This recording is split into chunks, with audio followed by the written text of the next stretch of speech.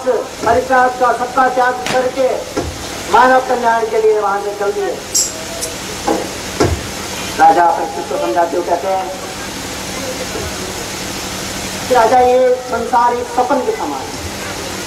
जैसे सपना देखा और आंख खुले पे कुछ नहीं। एक बार राजा दशरथ ने देखा सपन के अंदर कि मैं बहुत बड़ा दरिद्र हो चुका हूं, दीन हो गया हूं, राज से विहीन हो गया, बहुत बुरी स्थिति हो गई। जब आंख खुली तो देखा, अरे भाई मैं राजे तो हूं। उनके मन में प्रश्न आ गया कि ये सच या वो सच, ये सच है या जो देख रहा था वो सच है।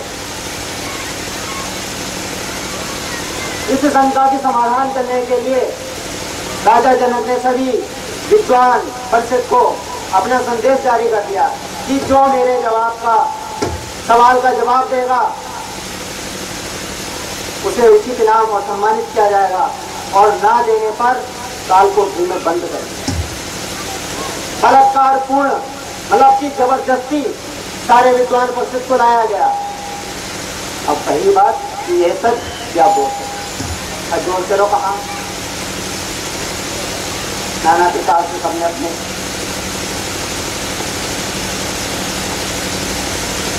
सारे जेल खाने भर गए, आधीन होकर के राजा जनक ने मन में ये सोचा कि सृष्टि ज्ञान से विहीन हो गई है,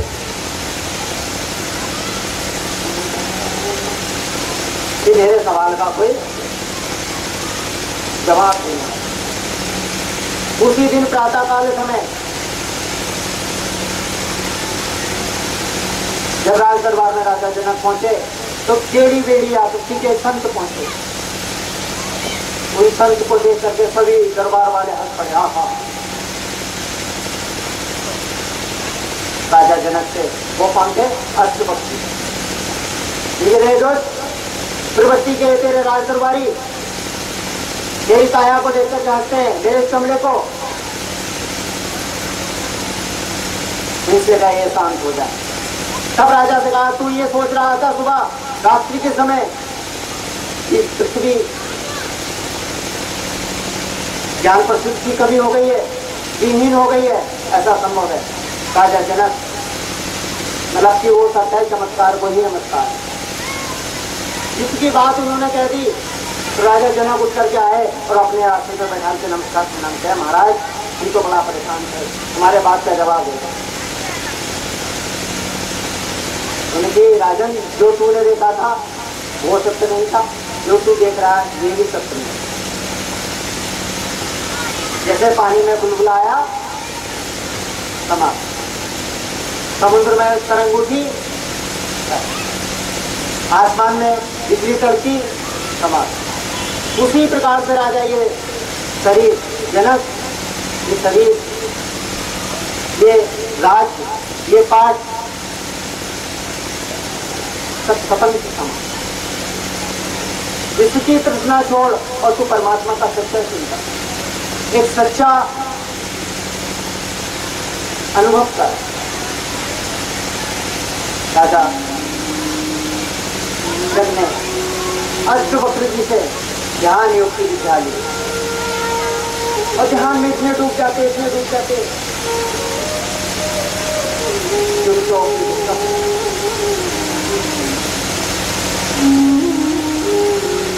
विधेय का राज है। गीता में भी गाली जनक को विधेय, समस्त योग कर्मणा विधेय जनक, सारे योगों में श्रेष्ठ जनक है। जो परमात्मा के ध्यान में इतना डूब जाए, इतना डूब जाए कि बेसुध हो जाए, उसे विधेय कहा जाए। जब सुखदेव मुनि की शिक्षा ग्रहण कर रहे थे उस समय वेद व्यासी ने सुखदेव जी से कहा कि जाइए आप अपने अधूरे ज्ञान को पूर्ण करने के लिए राजा जनक के पास जाए। पैदल जाना जैसे कि लक्ष्मण रावण के सिर पर जाकर के कहा मैं ज्ञान सीखने आया हूँ, तो शिक्षा दे गए, कोई जवाब नहीं। भगवान राम से गए तुमने किसी के बाल भेज दिया? उन्होंने कहा अगर ज्ञान लेना है नम्रता से जाइए। कहाँ खड़े हुए? बोले मैं तो सिर की तरफ खड़ा हो गया। उसी प्रकार से समझा रहे हैं वेदव्यासी कि बेटा नंगे पैर जाना, नम्रता से जाना। और राजा जनक अपने यजमान हैं, बहुत पुराने हैं और बहुत श्रेष्ठ और विद्वान हैं और परमात्मा के निराकार में सत्ता के बहुत बड़े तत्व ज्ञान है।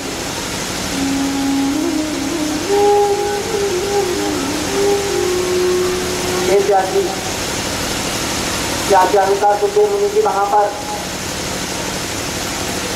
मिथिलापुरी में पहुंचे। जब दरबार में पहुंचे तो उनके द्वारपालों ने रोक लिया। नहीं, कहाँ जाते हो, कौन हो तुम? मुझे जी बहुत नम्रता के साथ कि मेरा नाम सुखदेव है और वेदव्यासी का पुत्र हूँ। राजा को संदेश दिया कि ऐसे ऐसे सुखदेव जी आए हैं वेदव्यासी को आदर से लेके गए।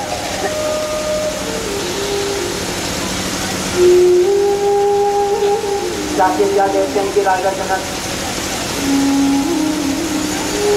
लेटे हुए हैं नग्न अवस्था में, वहां पर दास दासियां उनके शरीर की मालिश कर रही हैं, सेवा कर रहे हैं। मतलब कि पिता के विपरीत रहे। सुखदेव जी ने मन ही मन सोचा ये मुझे क्या ज्ञान देंगे, ये तो खुद संसार की सारी सामग्रियों में लिखी। दोबारा क्या देखते हैं, खोलते हो कड़ाहों में जनक का हाथ है, लेकिन वो अग्नि, वो तपन काम बाप नाव से परे हैं और अग्नि में खोलते होते में उनका हाथ पड़ा है, तब भी हम सत्य सुन रहे हैं। ध्यान में खुले और कहा आइए मुनिराज, आइए आपका स्वागत।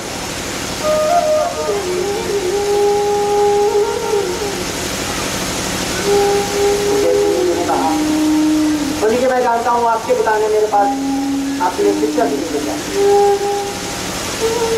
मतलब कि उनके अंतग्रहण की बात अपने जीवन में निकाल। सुखदेव मुनि जी वही नतमस्तक हो। ज्ञान पाने के लिए समर्पित होना बहुत जरूरी।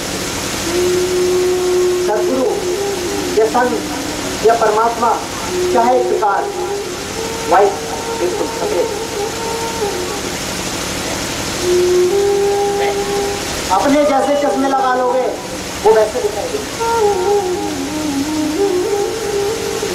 परमात्मा हमारे कन्हैया के लिए कोई कहता है छलिया है, कोई कहता है चोर है, कोई कहता है कुछ है, कोई कुछ है। एक पाठिका में बहुत गरीब बातें लिखी थी हमारे कन्हैया जी, जो मुझे कहते हुए मैं अपने आप को दोषी समझू। जो ज्ञानता हुआ किसी सब पाठक ने उसे छापा, मैं तो उसे मूल बुद्धि मानकर समझ। कन्हैया बहुत अगर काला चश्मा लगा लोगे तो सफेद चीज काली दिखाई देगी, लाल चश्मा लगा लोगे तो लाल दिखाई देगा। वैसे परमेश्वर, वैसे सच्चा संत जैसे अपने अंदर अंतकरण में अपने पारदर्शी रूपी मन पर जैसे चश्मे लगा लेंगे वो वैसे ही दिखाई देगा।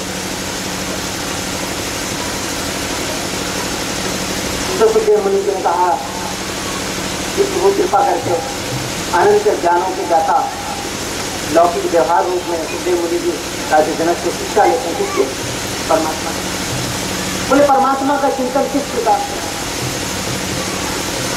राजा जनक एक कटोरा दूध ला के देते हैं, कहते बेटा इसे पूरी नगरी में घुमा के लेके आओ। तो देश की पहले की जानी थे, वो पूरे नगर में, पूरे रोड बाजार में निकाल जाकर वो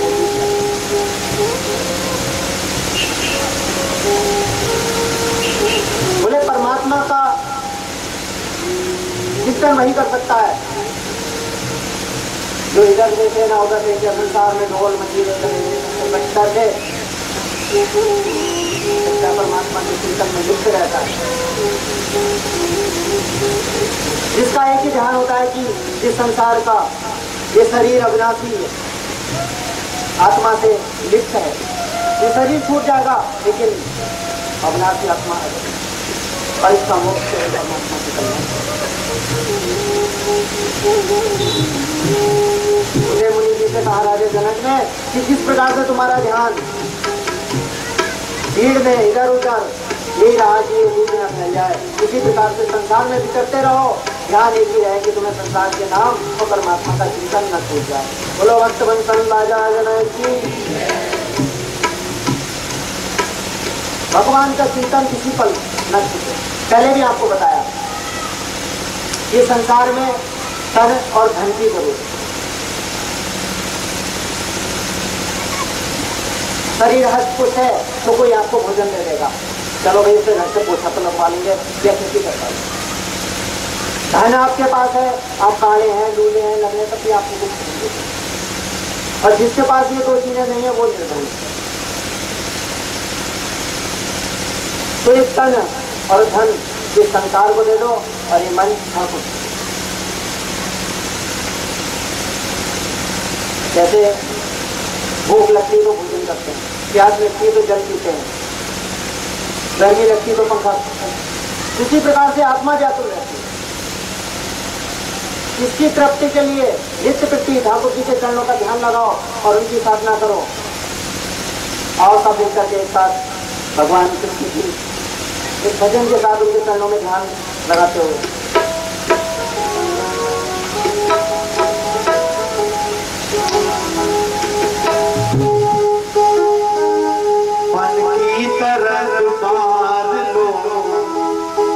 बस हो गया भजन, मन की तरंग मार लो, बस हो गया भजन, आदत बुरी संभाल लो, बस हो गया भजन, आदत बुरी संभाल लो, बस हो गया भजन, मन की तरंग मार लो, बस हो गया मन